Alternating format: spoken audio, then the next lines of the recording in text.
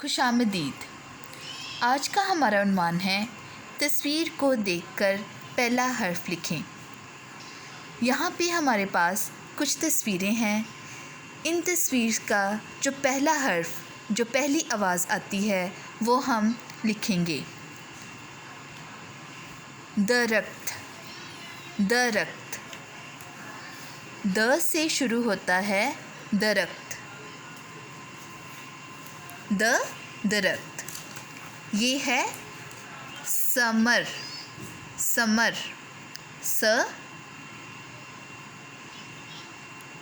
Summer. सेब, सेब। सेब। जग, जग।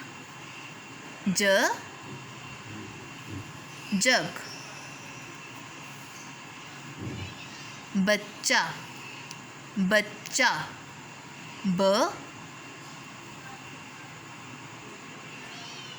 बच्चा। दरख्त। समर। सेब। जग। बच्चा।